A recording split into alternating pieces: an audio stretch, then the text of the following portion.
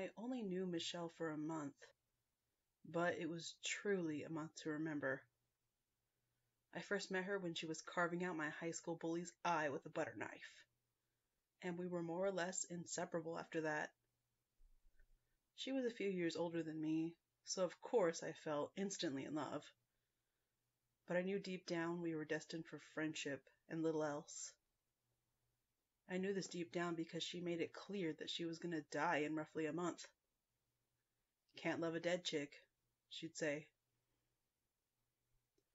At first I thought it was just a clever way to avoid the awkwardness of turning me down, but at some point I came close to believing her. It was just something about her, something extremely free, careless and unconfined, refreshingly brave and outspoken and honest. When I met her, I was going through the most depressing period of my life. I was constantly bullied and belittled at school. My younger twin sisters were both hospitalized, each needing a transplant to survive. Jenna needed a heart, Chloe needed kidneys, and my parents had their hands full covering the medical expenses. I think we all in our own ways were on the verge of just giving up, of just letting go. I was saved by Michelle. I have no doubt about it. If she hadn't shown up when Brett was beating the tar out of me, I would have killed myself that day. I was just so sick of it. Sick of the beating, sick of the abuse, sick of being alone. But Michelle came out of nowhere, threw him into the wall, knocked his nose halfway up his brain, and proceeded to dig out his left eye with the aforementioned cutlery. He never touched me again. You'd think she'd get into trouble after doing something like that, but it was never reported. Brett claimed it had been an accident, that he'd crashed with his moped. I think he feared that Michelle would kill him if he said otherwise. I, for one, have no doubt she would have. That was just who she was. Michelle never went to school. She said it was because she knew she was going to die. Why bother with BS like school then? No, she was all about enjoying life to the fullest, kicking a-holes in the face, screwing over people who screwed over others. She wanted to leave this world a better place than she found it, and by her logic, this was done exclusively by ridding it of D-bags, one way or another. "How do you know you're going to die?" I asked her once. "My parents tell me," she said, "every day, and they're good for their word." She wouldn't explain it in detail. She just said that she was raised knowing the exact date and time of her death, down to the very second, and that it was meant to be. That's what they told her. In death, her life would have meaning. At first I didn't think much of it, you know? She was a crazy girl, and she always said weird stuff like that. I was kind of banking on it all being some bizarre joke or something, but when the month drew to a close, I was getting really worried it might all be true. I'd grown too attached to her. Every minute I wasn't at school or the hospital was spent with her, and the thought of losing her, my only friend, made me horribly depressed. That last week I was really on edge.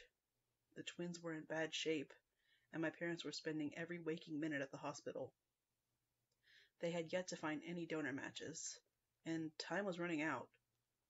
It felt like my time was running out too. The dark thoughts were returning, and I started imagining how I would kill myself should Michelle ever leave me. I found it strange that she'd never invited me home. I mean, friends do that, right? Invite each other over. She'd been to our house several times. She even crashed on the couch a few times, and we would often watch movies there, raid my parents' liquor cabinet, get wasted, and generally just have fun. But I'd never been to her house. Not once. I didn't even know where she lived. So one night I just decided to follow her. What was there to lose, really? Maybe I could get some answers from her parents or something. Some way to explain why she was so convinced she was dying. Maybe they lied to her. Some sort of cult. A way to form her beliefs into accepting the unacceptable. A way to control her. I stalked her for 30 minutes, lurking in the shadows as she paced down the streets. When she headed to the outskirts, I started getting worried. And when she took the narrow trail through the forest, I was almost having a full-on panic attack. Where the hell was she heading? As far as I knew, there weren't any houses for miles. About halfway into the forest, I suddenly lost her. It was like she vanished without a trace. I walked back and forth, up and down, but there was just no sign of her at all. Eventually, I had to give up and return home, my mind growing ever darker. I remember the last day like it was yesterday, every minute of it, crisp and clear and vivid in my mind. Every scent, every sound, every muscle moving on her perfect face, all those smiles and kind words, everything. The last day came and went, but I didn't know it was the last day. If I'd known, I would have told her how much I cared for her, how much she meant to me, and how I owed her my life and sanity. Without her, I wouldn't be alive. But I didn't know, and I never told her. I hope she somehow realized it, that she could see it in my eyes and actions every day. But I can never be sure. She just acted so normal, you know? She was Michelle that day, too. Same carefree spirit, the same wild, devil-may-care attitude. We spent the afternoon smoking weed, watching silly cartoons, laughing, and just enjoying each other's company. But when she left, I knew something was up. I don't know how. I guess there was some detail, some little thing that alarmed me. But having replayed it and analyzed that day over and over in my mind, I can't think of anything. Nothing. But I knew. So I followed her again. This time I stayed closer, always having her in my sights, always knowing exactly where she was. She was walking considerably slower that night, almost like she knew I was behind her. Almost like she wanted me to follow her. The air was cold and crisp. And whenever autumn draws close, I can step outside, take a deep breath, and relive the exact moment when she suddenly turned her heels to face me. "This is it," she said. "This is the day I die." She walked over to me and handed me an envelope. It was light, but there was definitely something in it. A letter, perhaps. "You will need this." She stroked my hair gently. "When the time comes, you'll know what to do with it." "I don't understand," I said. "Please, let's just leave. Let's just get out of here." She smiled and kissed me on the cheek. If I concentrate real hard, I can still conjure up the smell of her perfume. "This is goodbye," she murmured softly. "But you will come to understand that it was always meant to be." I reached out to hug her when they emerged from the darkness. 2 tall figures clad in dark robes, an old man and an elderly woman, their milky white hair flowing gently in the breeze. They had this solemn expression on their faces, the kind you'd see in funerals, an expression of acceptance to sorrow and despair because it is just part of life. Michelle pushed me away forcefully, and by the time I'd regained my balance, it was already too late. Her throat had been slit from either side of her neck. A perfect cross, left to right, right to left. Blood was squirting out, covering the dull brown of the roadside a deep shade of crimson. The robed couple swiftly stepped back into the shadows, leaving me desperately clutching the lifeless body of Michelle, screaming my lungs out, wailing like an animal into the cold night. The paramedics came 10 minutes later. I have no idea who called them. Anonymous, they later told me. She had no ID on her, so they asked me a bunch of questions.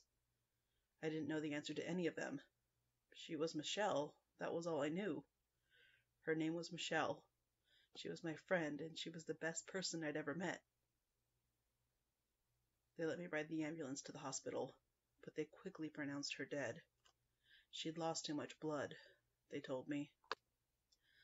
It wasn't my fault. There wasn't anything I could have done. This didn't offer me much comfort. I was devastated, totally broken. The dark thoughts were surfacing once again, this time with more power than ever before. "What's that in your hand?" one of the paramedics asked. "Does that belong to Michelle?" I glanced at the envelope. It was completely drenched in blood, much like me. And then it suddenly hit me. I didn't know what it was, but it was like she told me, when the time comes, you'll know what to do with it. So without thinking, I just handed it over to him. He sort of held it up, like he'd somehow see through it if he got a better angle of it, before he gently opened it. "We'll all be had," he said.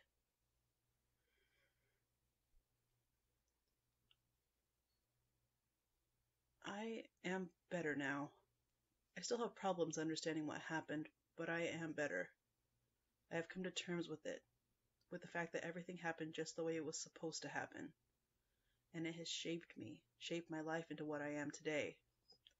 Michelle didn't just save me, she saved my entire family, every aspect of my life. And I guess you're wondering what was in that envelope. Maybe you'd figured it out, maybe not. It was a donor card.